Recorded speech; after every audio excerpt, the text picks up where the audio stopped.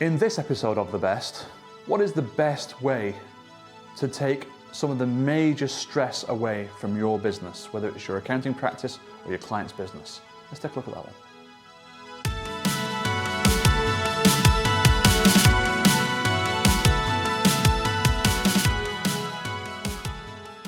Time for confession. This business of mine, which started off as one and is now 5, there are, as the time of recording this video, there are 5 businesses that I either wholly or jointly own with other people. And throughout this time, there has been something I've been very proud of in the business, and that is that it's been cash flowed the whole time. So there wasn't an investor in my business, there wasn't some sort of venture capital. I had to make it work from the start, and that has been extremely tough. And I know that Dave Ramsey says grow your business at the speed of cash. And that's all well and good until you see your competitors flying ahead of you because they didn't live by those rules. But the other thing he says is that the story of the tortoise and the hare, if you know that fairy tale, that children's book, well, he's read it 6 times now, and the tortoise has won all 6. And there's a great lesson in there for us.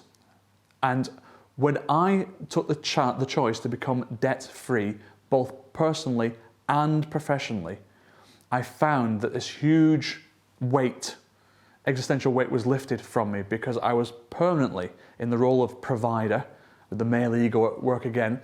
I was permanently thinking about, we haven't got enough money, there's not enough money, where's the money coming from? Oh, yeah. And it would distract me, it would put me in poor moods.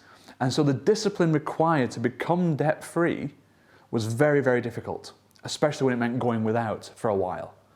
But now being on the other side of that equation, I can see why you're advised to do it, because it frees you.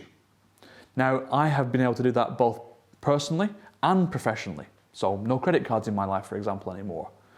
Because I'm just not, of course you could just spend on those and pay it off at the end of the month, but I'm not even going to have the temptation of being able to spend on them. And that's rather unusual. But when I see what that's done for me in terms of energy, self-confidence, calmness, I think about businesses that we all know, we all have them in our practices, businesses that are not financially literate, businesses that are really good businesses but they haven't got the money to show for it, businesses in cash flow issues, businesses dealing with late payments. We've all got them, we sometimes are one ourselves. And you know the stress that that puts on. You know how that affects your character, how that affects your mood, how that affects your relationships with your loved ones and so on. And so, there are many better positioned than me to tell you how to go about that and to show you the way and to take you through steps and so forth.